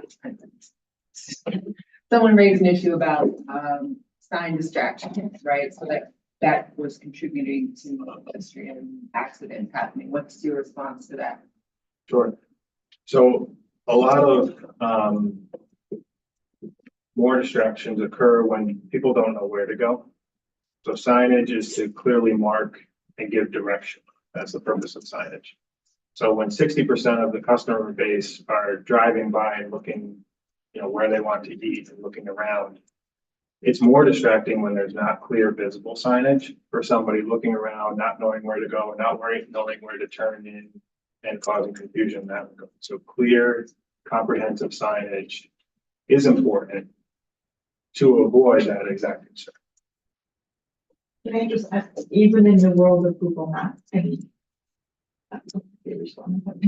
Sure. So when I talk to 60% base of pass by, so those folks are already traveling on the road in this area for another purpose. They're not going to Chick-fil-A, they're going to Home Depot to get lumber around lunchtime. Oh, I'm hungry. Okay, I'm already on the road. I'm going to look around and see where I want to go. But in my GPS, I'm still going to have Home Depot as my destination. So it's looking around to see what's in the area for the signage. Now, on the flip side, this is certainly a destination use. So there's still certainly people are going to punch this into their GPS to navigate here for sure. But it's the majority of quick serve restaurant businesses, those already on the road, just looking around to see what's convenient. from a sign expert or whatever perspective, even rates, if I am someone who has put into Google Maps and went to Chick-fil-A, there's still a need for the sign. There is, because again, we're talking two different signs. So there's freestanding signs that mark the site and then building signs that mark the building. So Google Maps is going to get you to the site. They're going to get you to the site, but they're not going to tell you exactly which driveway to turn into or where the building is and what building is Chick-fil-A. So could it take away from the necessity of a freestanding sign to get you to that general area? Sure. But now when you get there and your GPS says you're here, you're looking up and looking around. Okay, now where do I go to park my car and get into the store?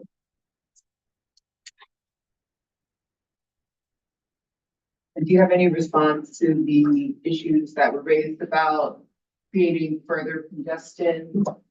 And there was an example about the other Chick-fil-A possibly creating a turning lane to accommodate additional traffic. Like we know that area is very, very congested as it is now, and it will continue to be an increase. But what's your response to the congestion concern? Yeah, absolutely. And it's a sensitive theme right now as folks saw the first 2 stores open in Clifton Park and North Greenbush. And everybody wants to make sure that that initial grand flush of excitement is controlled adequately. So that's kind of been in the news lately. But it is a site plan issue, not necessarily a zoning board, and the planning board, planning staff, city traffic engineer have all identified the same concerns. As I mentioned, we've had multiple workshops. The city's hired a third-party traffic engineer to get it installed. They've requested grand opening plans, working with local police, fire department, emergency personnel leading up to opening. Chick-fil-A is committed to doing all of that leading up to grand opening and having that plan in place. So there's a lot of those conversations going on and being worked through right now as part of the site plan review process.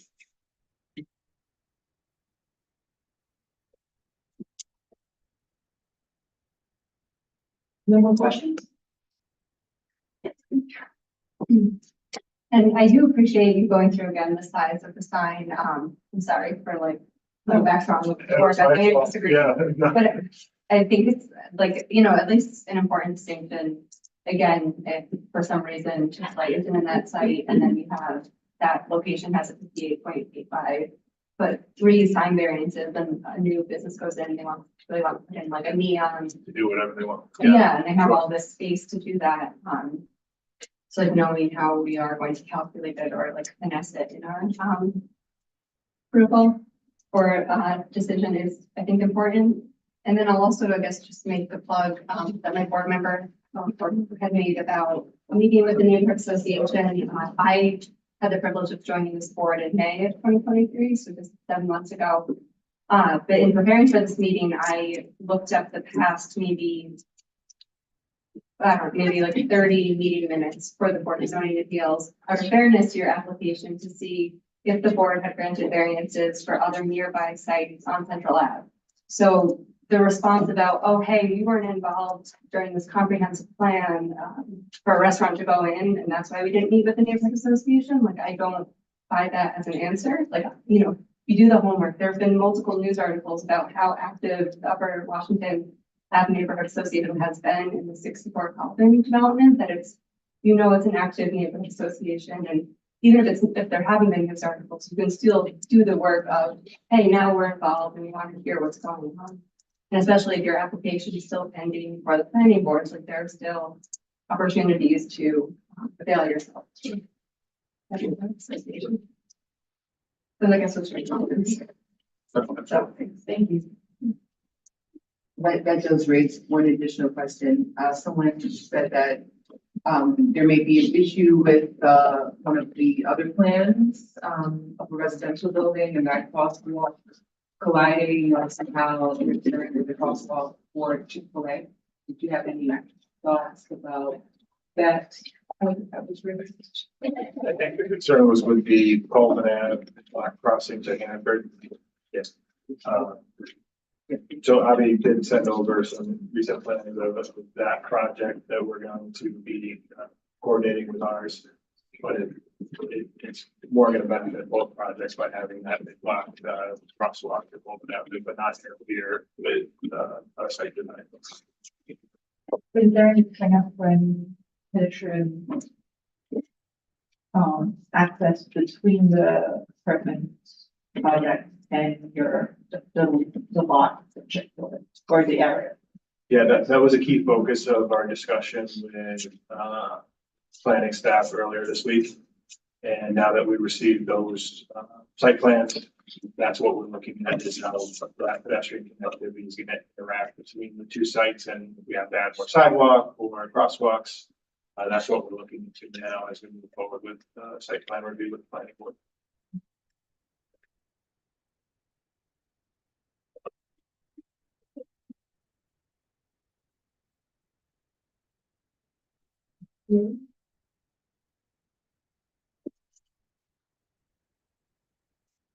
Oh, I wanted to clarify because I think the discussion we had, which I think is pretty important about the measuring of the sign. We were discussing specifically one of the signs, which was A1. I think it's 8. I think it's all. Because that's what I wanted Yeah. to ask. Yeah. A1, 2, and 3. Yeah. Yep. Yeah. And then the WX sign is just the Chick-fil-A itself.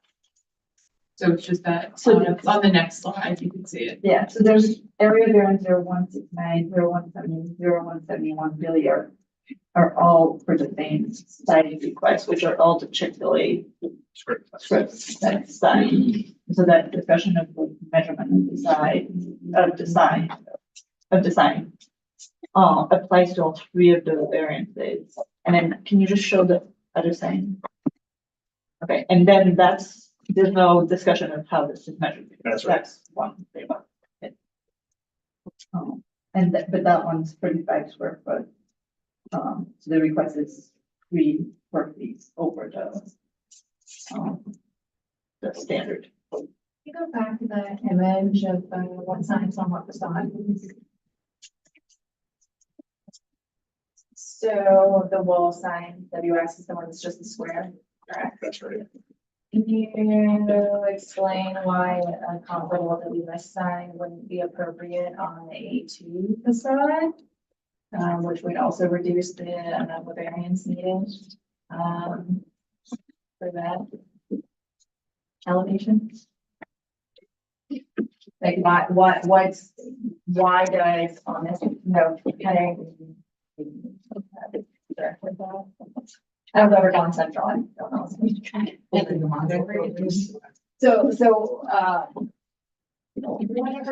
Whatever direction we're heading on the WS sign, why is the 35 square foot sign sufficient for that elevation, but coming the other direction, it's not appropriate for the opposite? Because that would be another way to reduce the amount of variance you're asking for. As far as alternatives considered. Sure. Two pieces come to mind on that. So one is, depending on how you view signage area, is it less or not, or more intrusive? Script text is more of simplifying what it is. It's the name, that's it, versus an icon of advertisement. In this market, the general consensus is more script text and icon, because we're not at that 92% brand awareness yet for Chick-fil-A in a new market. So not everybody identifies that WS sign as Chick-fil-A. So alternatively, why couldn't you use the WS on the A1 when you've already had people that have seen the Chick-fil-A script at multiple vantage points, that once you're already a captive audience, once you're in the parking lot, so why couldn't you change that one then to a WS? Yeah, Just with considering alternatives. I think the answer is good. If you go to the elevations that show the comparison between the two, maybe it's a comparison of aesthetics, so would you like less and more? But if the preference was to take the logo and put it over the entry door and the script on the side, that would be certainly a weighable option. Can you go to the front elevation with the door? So right there, your point is put the icon over the door. Yeah, because you're already in a parking lot. There's obviously only one building you can enter from this parking lot. You've already been informed by either a pole sign or one of the other elevations that you're going to Chick-fil-A. It's not going to surprise you walking to Chick-fil-A at this point. Actually, one thing that I am thinking of now is actually, we don't have a freestanding sign on Colvin that tells you what it is. So if you're entering on Colvin, you don't know that is Chick-fil-A if you're not aware of the icon. How many folks is that out there over time? That will change, but that'd be one thing that I could think of why the sign surveyor would position the script over the icon.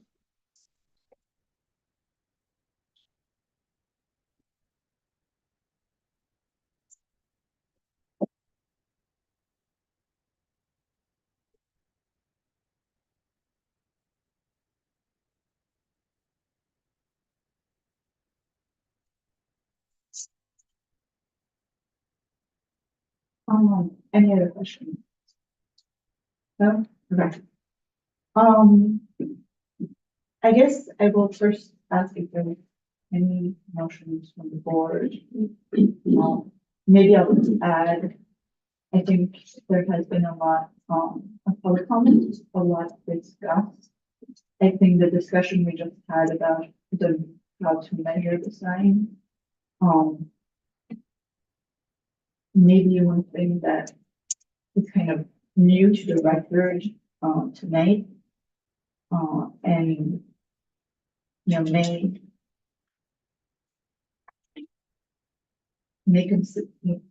lead the board to consider that we want to think about this a bit more. But I could also see, a reasoning to just, you know, keep this moving forward and that we've had a lot of discussion tonight on this. Yeah, I'll leave it to that. For now. Yes. Oh, yeah, please. Yes, before. If I could just make one Yeah. maybe recommendation, or I think your point is very valid about granting the 58 signage and then or square footage of signage, and then anybody could come and replace that with who knows what. So I don't know if there's a way to attach these scripts to the approvals.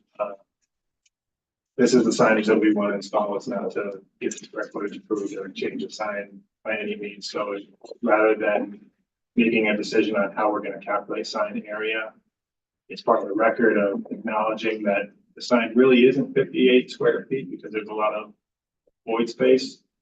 And then attaching somehow these specific details to the approvals. That way in the future, if anybody wanted to change signage, it would happen from that. I think we would need to go with a specific number, whether it's a 36.85 of scripted text. So, yeah, you both, what I would say. I think there's a couple of things you could consider. Either if you were inclined to approve the variance based on the 2-box method, which was like 36 square, whatever it was. 36.43 square feet.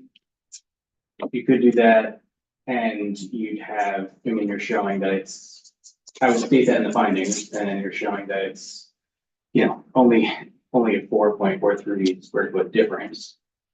There would not be a need for a variance if it were to be calculated the other way, because it would undoubtedly be less than the 32 square feet if you're just looking at the physical structure itself. Meaning there would be It just wouldn't variances be- that would not be.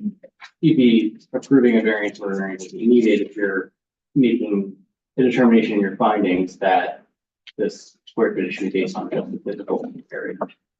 I think respectfully, I think the planning staff has an obligation to tell us what the definition or how we should calculate the areas. I think doing it at this point, essentially no offense to the applicants here today, but allowing them to hold a request that's already in front of us based on a change in how you are asking the board to calculate something that frankly seems to be exactly the type of specific and professional method of calculation that the planning board advises us on.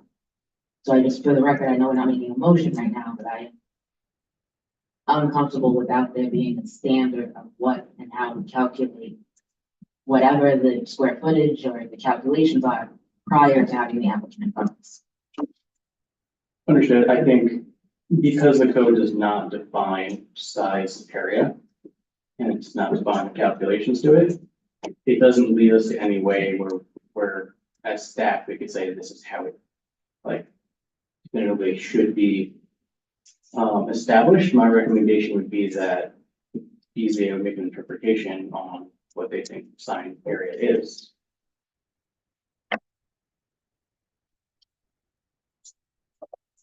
I'm seeing, like, hearing two things of the board would be acting with original jurisdiction to make an interpretation, or the board would be acting in its appellate jurisdiction of this is a sign above 32 feet and it needs a variance. So whether we are saying that this sign is 36.43 square feet and conditioning it on using the 2-box method, or saying it's the whatever 58.85 square foot using the 1-box method. That's both our appellate jurisdiction. So making the interpretation of whether we want to do this. If it's not going to need a variance to be rigid. Correct. Yeah, I mean, I would establish that prior to really making the motion, but I mean, my personal take as staff would be that it's, you know, typically the way we've looked at these is just physical structure. So when usually oftentimes they have a backer to it, not like the channel lettering, for including the entire thing, so maybe there's, a box around the structure itself. Sometimes when there's channel lettering, it's submitted as just the area of the sign lettering. It is a more difficult calculation for people to provide. So typically only for some of the larger projects where our sign has the ability to really detail exactly what that calculation is it provided. For some of our smaller businesses, they don't have the ability to do that. So we're getting a submission with the box calculation. What did we do for the hotels at the Hyatt that went into the old Albany Constitution? I believe they revised their application, and I believe part of it had a backer, and I think there was another one that only had the dock, right, and we were only calculating based on the physical structure since it's not placed on the backer. And then, in the law school sign was just the letters, right, recently, but that was measured as box. And was already in place. They had a They backer. had They had a backer because I asked them about removing it, but then they were like, well, we already put it up. Okay, thank you, I can remember. Yeah, it was measured as a factor, and it was like 96 feet, and they did all the meters. Just, I think, Abby, and to add to this, to clarify, I think one point from what I've understood, it sounds like currently, because the code doesn't define how to calculate this. Size footprint. It seems like currently it's been left to the applicant to decide kind of how to calculate it, and that we have just, so each applicant has presented how they calculated it, and, the planning department and the DDA hasn't really imposed one method so far. I mean, it sounds like you're saying there's a push by the planning department to try and set in law a specific method so that it would be uniform, but right now, and so far, it's kind of left to each applicant and how they decided to. So maybe, to finish my point, right, maybe if there is any consideration, if the board is interested in making any consideration, it should consider the variances that are currently in front of us, which are for 58.85 square foot. And I mean, that's what was presented by the application, or that's what's, right, those are the variances in front of us right now. With, I guess, maybe you're saying. I'll mention that second, just a thought as well. I mean, part of what I think you're saying and what they're saying is, if you say it just for it's the sign size 58, you could specify also specifically for a channel letter sign. Because, although staff and will obviously be going to common council with any proposed changes to the sign code, if prior to then they wanted to change the sign to something else, they wouldn't be able to change it to something with the backer that would also be 58.85 square feet, because you're saying based on the size of the, you're saying that it's specific to a sign that's channel letter. You're just tailoring your decision based on. A box would be different. But yeah, I understand what you're saying. You'd be limiting the ability to make it larger. In terms of how it's typically just been reviewed, it's usually based on a combination of how it's being presented by the applicant through when it starts with the building department, then comes through the planning department, and then also just based on our ability to decipher, the easiest means to calculate the sign. Sometimes we don't have the methods to calculate the sign area for each individual letter. And it's clear that it's already under, or that it's already allowed, even if you were just to place a rectangle around it. I would say when we're just preparing for this, just looking at other signs that have received permits even prior to, my review of them is they've been issued kind of under both. Kind of hard to say. I don't want to leave the board the wrong way there.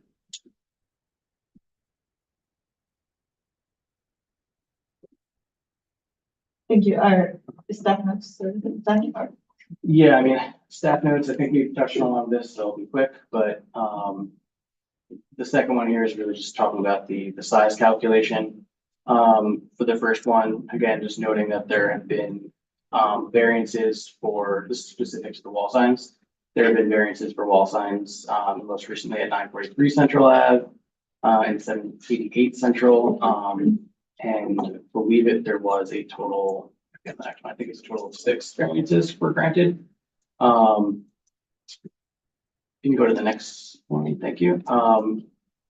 Just in the review of this application and many other applications that this board has seen recently for signs on this area of Central Ave.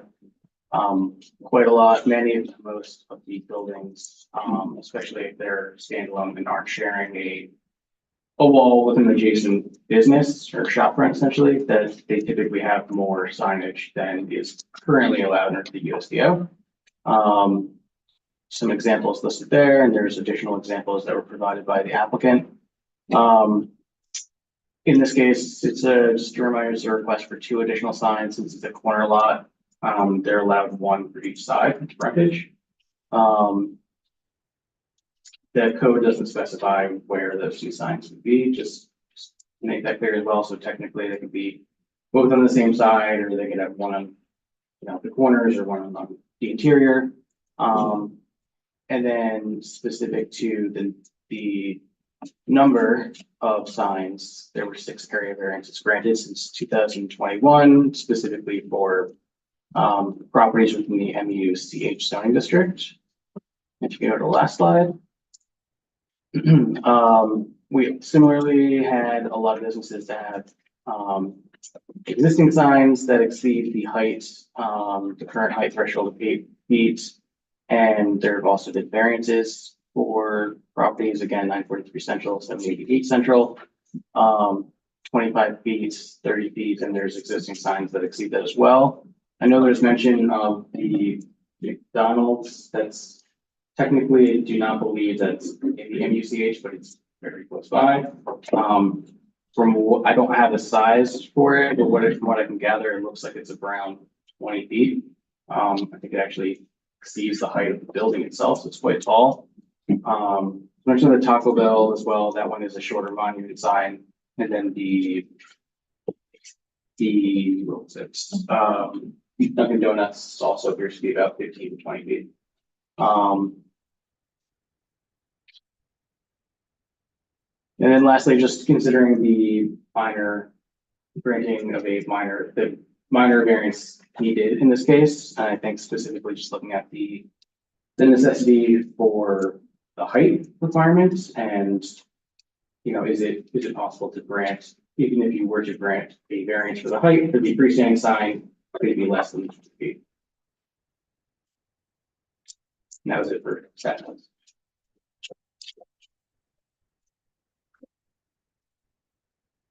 Thank you.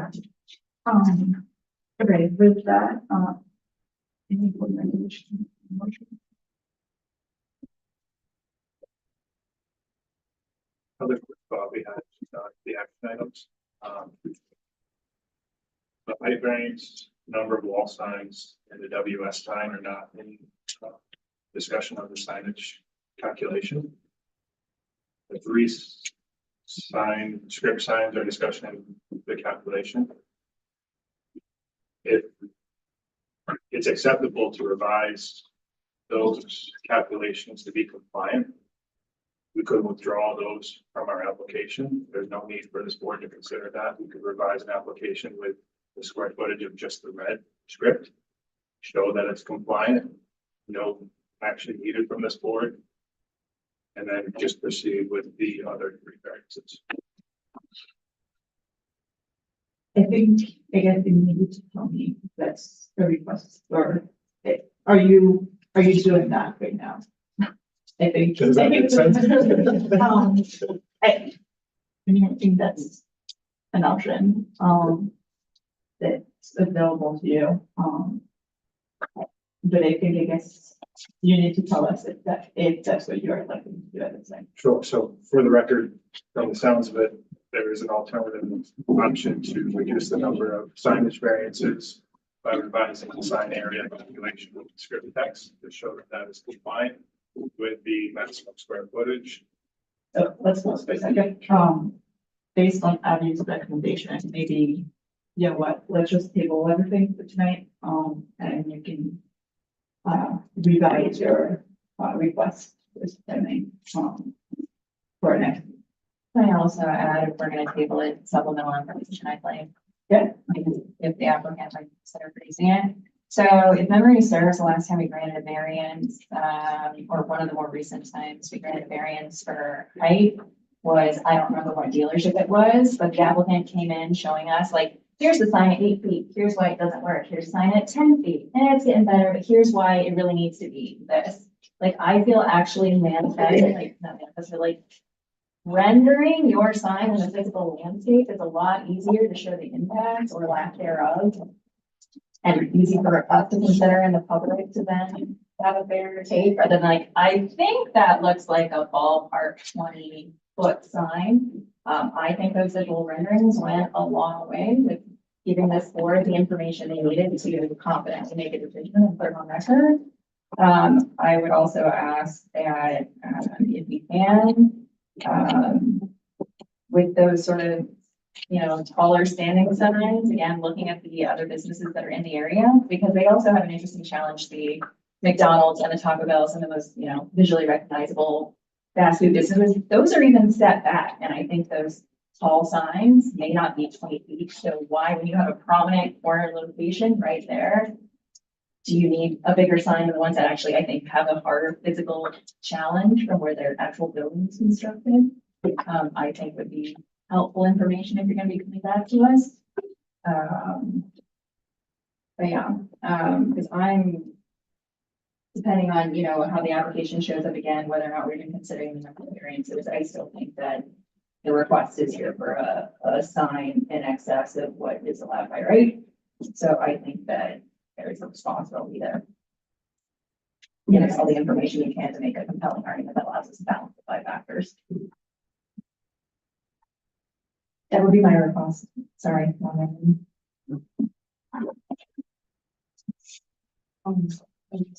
Questions.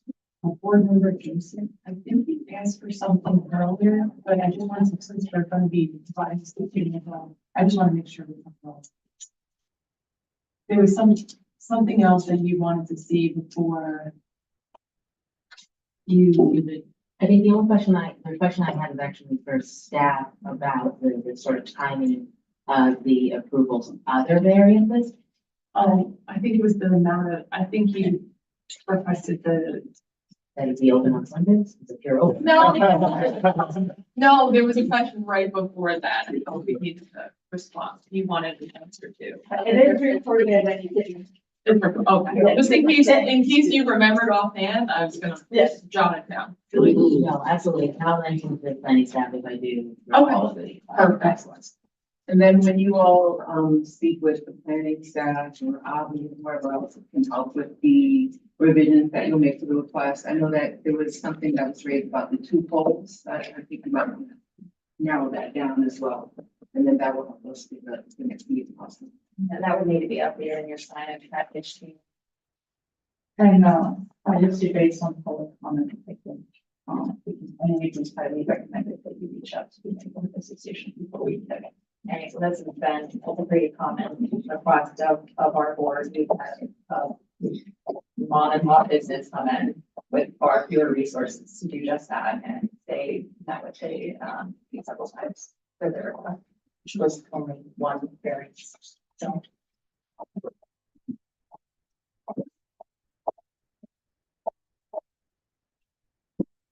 I will also, since we're, I don't want to ever come down hard on you, but I do appreciate that throughout your presentation, you acknowledge that you had already considered that, you know, you were trying to work with the zoning code and reduce what is the standard corporate package. So we do appreciate that you put some thought into that, and I appreciate you working with us. Yeah, and maybe I can elaborate a little bit more on the larger side of things. Yeah, and I think even just showing, right, the visual, like, here's what it normally looks like, here's how we're trying to suit the needs and interests of your community. And, you know, doing our best to be a good neighbor. Because I think that really does go into the environmental impact part of our responsibility to balance. Decisions. I think also including, there was a discussion about the lighting of the lighting of the signs being on during, hours of operations. Things like that. So there's been a lot discussed. Trying to summarize it, but how did I get the recording of the? Okay, they can send it to you. Perfect, thank you. Yes. Do we have a motion to table, this project and policy starting? Table project 484.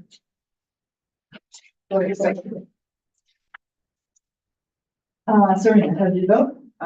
Yes. Martha? Yes. Paige? Yes. Lisa? Yes. Adriana, yes. It's all five in favor, so we're tabling all six variances, with subject 44. Great. Okay. Thank you very much. so much.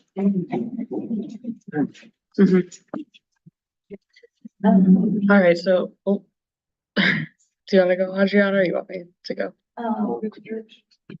For the minutes? Yeah, so I believe Martha was the only one that reached out. I think it's best that she proposed the changes in front of the board, just so that you could all accept it. So I didn't send the edited version, I just sent the minutes, and then, Martha just has a few edits that she'd like to speak on.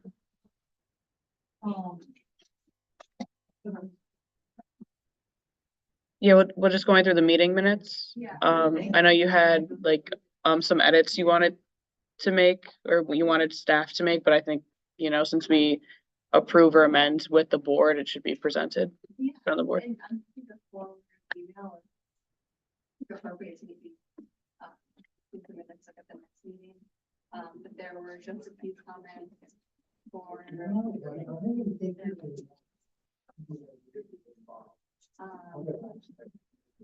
So this was with respect to 568 Morris Street. This was just some of the community concerns raised during the public comment period included: 1, community has seen a rehabilitation plan; 2, community is concerned about the character of the neighborhood; 3, how is 42 units less than 35 units; 4, how is semester-length living less intensive than year-long living; 5, operational deficits, how the facility would be run; 6, eligibility criteria for staying there, what is it? And 7, management, what does it look like? So I asked, can the applicant address some of these for the next time they come before the board? Or maybe the applicant meeting with the Planning Neighborhood Association, yeah, covers this, so.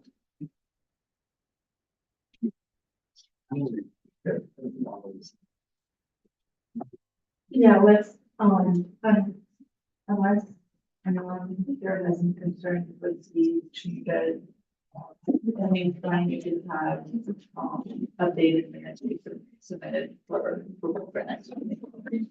Any comments or thoughts on, from anyone on the proposed edits? I think the proposed sequence, but I also think it's going to be extensive conversation we had at that meeting, that it would be helpful to have to recirculate that. Yeah. Thank you. With that, is there a motion to adjourn? Unless there's anything else. I just, considering the late hour, I understand, obviously, and maybe there's a longer conversation. My interpretation of the USCO is that any terms that are not defined should be defined by the International Building Code. So I'm really interested to know from your staff if there is a definition or if there's a standard for how we should be calculating what the and I understand your point that it's up to, that it's not in the USDO, but I also think there are, sort of catch-all portions that there are other places we can look for what these standards are. And for the record, I find myself very uncomfortable with just sort of like making it up on the fly or making it up based on what could appear to be who the applicant is. Because I don't know that we could have had the same conversation with the guys who were doing that building over in the south. I don't know if we would have had, and I think for consideration moving forward, it would be very helpful if there is, if my interpretation is correct, obviously I'm doing.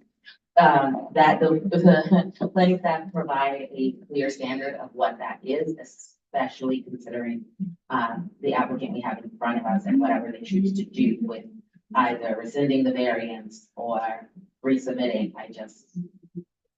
I think it's important to establish something to be able to make or to review whatever the determination will be.